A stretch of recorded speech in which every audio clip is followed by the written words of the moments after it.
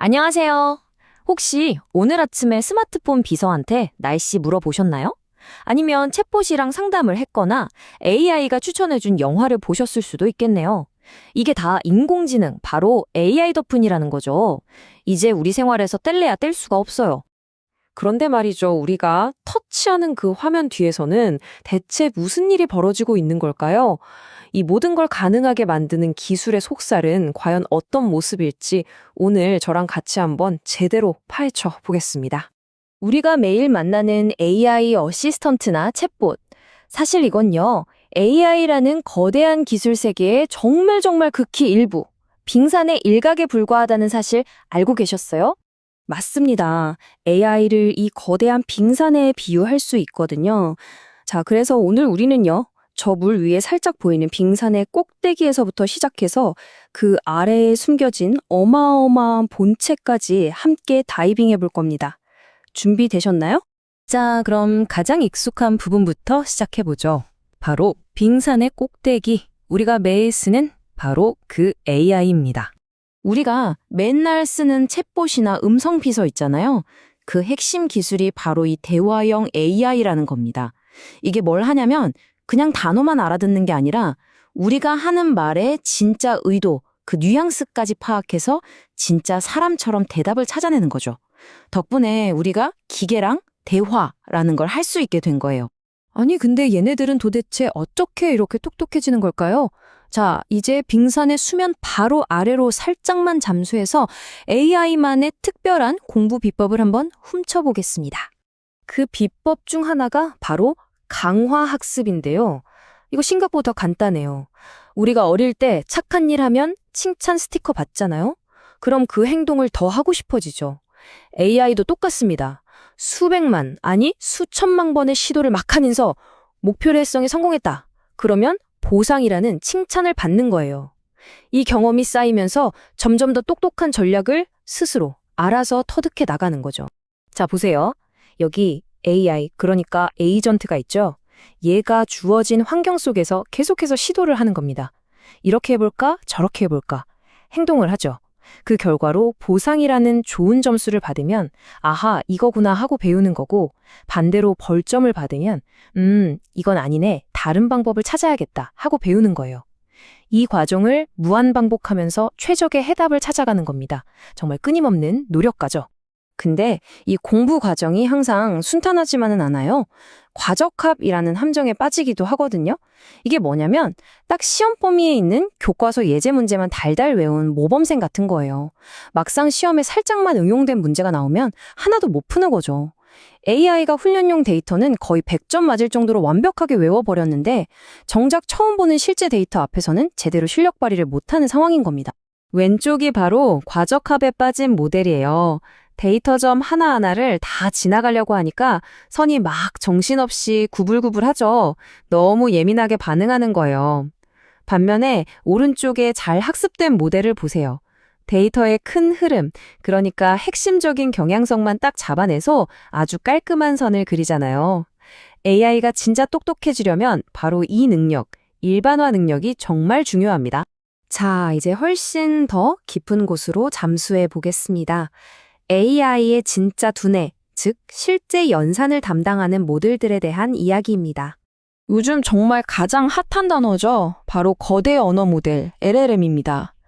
LLM의 두뇌는 매개 변수라는 걸로 이루어져 있는데 이게 사람 뇌의 신경세포 연결망 같은 거라고 생각하시면 돼요. 근데 그 개수가 수십억, 수천억 개를 넘어가는 거예요. 상상이 되시나요? 이 어마어마한 두뇌로 인터넷에 있는 거의 모든 글을 다 학습해서 문맥을 이해하고 소설을 쓰고 심지어는 코딩까지 해내는 거죠. 정말 놀라운 능력입니다. 하지만 무조건 크다고 다 좋은 건 아니에요. 최근에는 전략을 완전히 바꿔서 작지만 아주 효율적인 모델들이 엄청난 주목을 받고 있거든요. 이 표를 보시면 LLM과 소형 언어 모델, 즉 SLM의 차이가 한눈에 들어오죠? 자, LLM은 보세요. 엄청난 자원을 쏟아부어서 뭐든지 다 잘하는 만능 천재를 만드는 게 목표예요. 반면에 SLM은 특정 분야, 딱 정해진 임무만 완벽하게 수행하는 전문가가 되는 거죠. 덕분에 속도도 빠르고 효율도 극대화됩니다.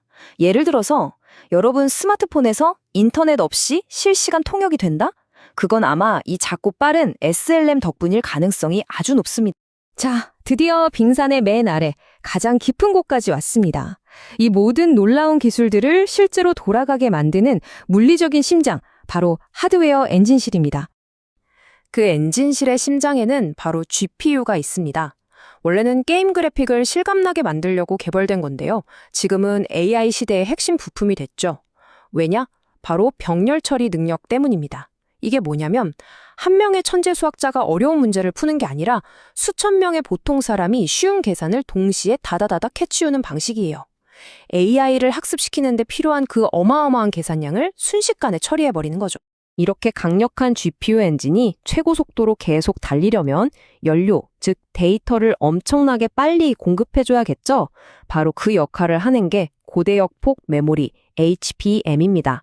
이 그림을 보시면 이해가 확 되실 거예요. HBM은 메모리 반도체인 D램을 그냥 옆으로 쫙 까는 게 아니라 아파트처럼 위로 착착 쌓아올린 구조예요.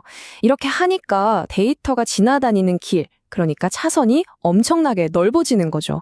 덕분에 GPU의 데이터를 막힘없이 초고속으로 쏟아볼 수 있게 된 겁니다. AI 연산 속도를 높이는 핵심 기술 중 하나라고 할 수 있죠.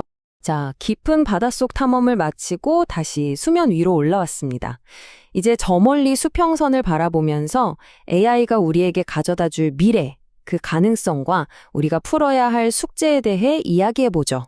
물론 AI가 만드는 미래가 마냥 장밋빛은 아닙니다. 우리가 반드시 해결하고 넘어가야 할 그림자도 분명히 존재하죠. 대표적인 게 바로 환각 현상과 딥페이크입니다. 환각은 AI가 아주 그럴듯하게 너무나도 자신감 있게 거짓말을 하는 거고요. 딥페이크는 아예 세상에 존재하지 않았던 가짜 영상이나 목소리를 진짜처럼 만들어내는 기술이죠. 이 두 가지는 정말 위험할 수 있어요. 우리가 앞으로 무엇을 믿고 무엇을 믿지 말아야 할지 그 기준 자체를 흔들어버릴 수 있는 심각한 문제입니다. 하지만 이런 도전들을 넘어 일부 연구자들이 꿈꾸는 궁극적인 목표가 있습니다. 바로 인공일반지능, AGI입니다. 아직은 SF 영화에나 나올 법한 개념이긴 한데요.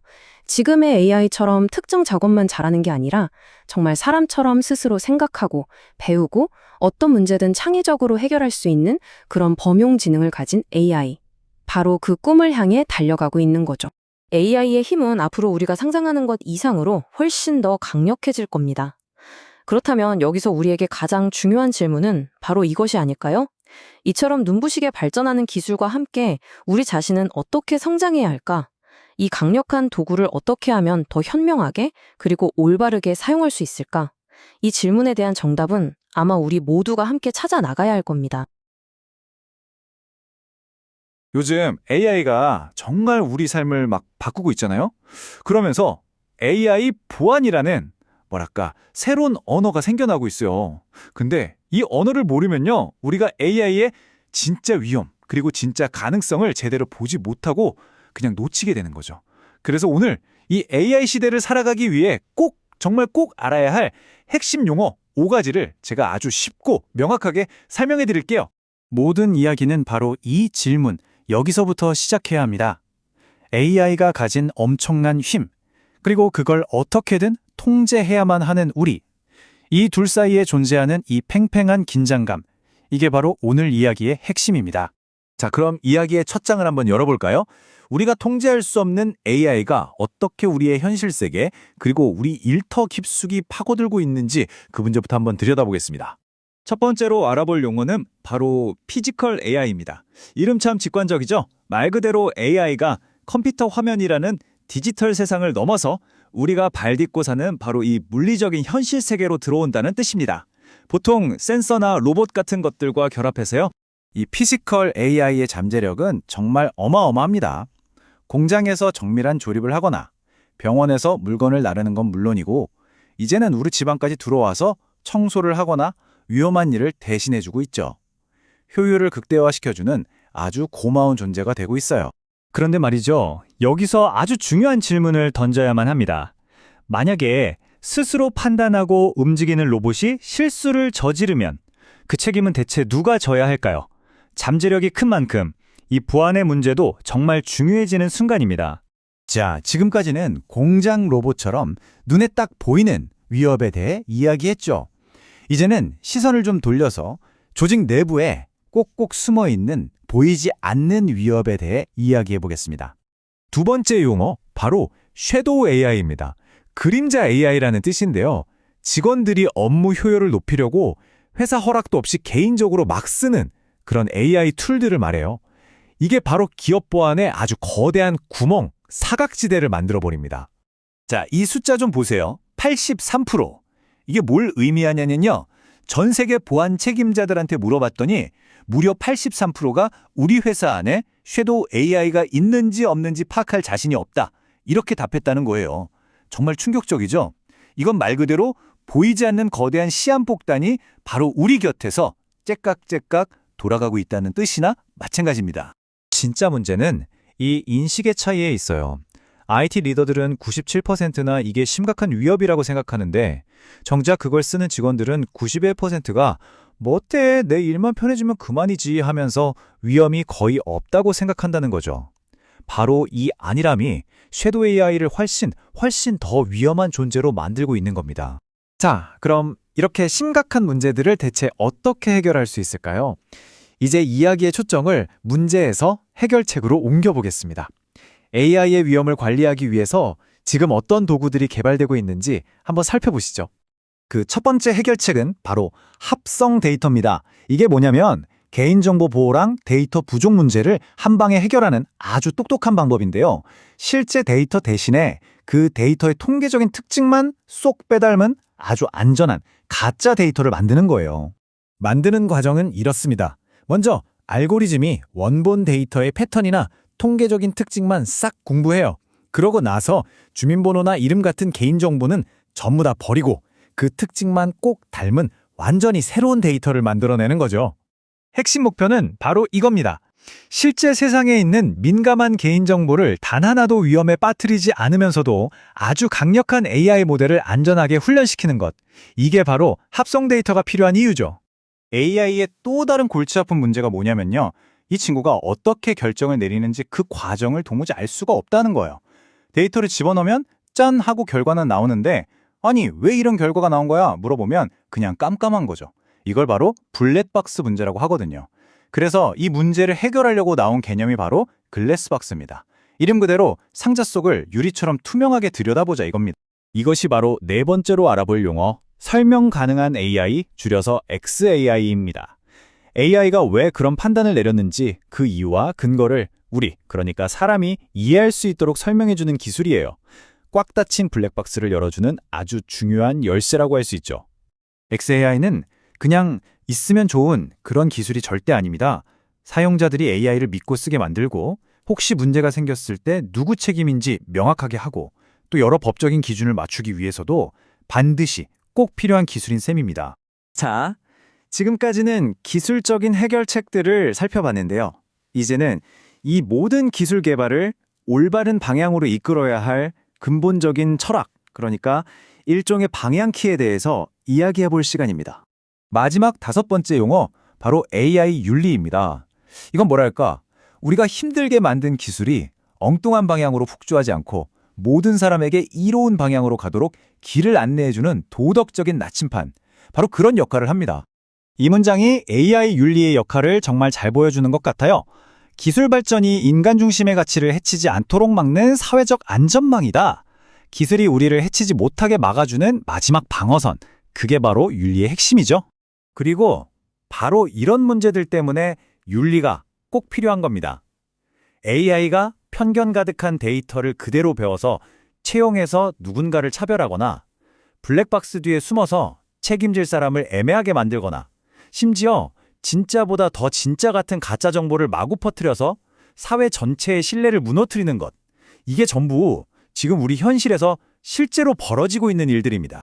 결국 우리는 선택의 기로에 서 있는 겁니다.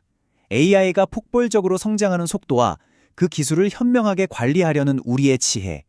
이 둘 사이의 아슬아슬한 경주가 바로 지금 이미 시작된 거죠. 마지막으로 이 질문을 여러분께 던지고 싶습니다. AI는요, 지금 이 순간에도 정말 무서운 속도로 학습하고 있습니다. 과연 우리 인간은 그 속도를 따라잡을 만큼 현명하게 배우고 또 대비하고 있을까요? AI의 미래는 기술이 결정하는 게 아닙니다. 바로 우리 한 사람 한 사람의 선택과 책임에 달려 있습니다.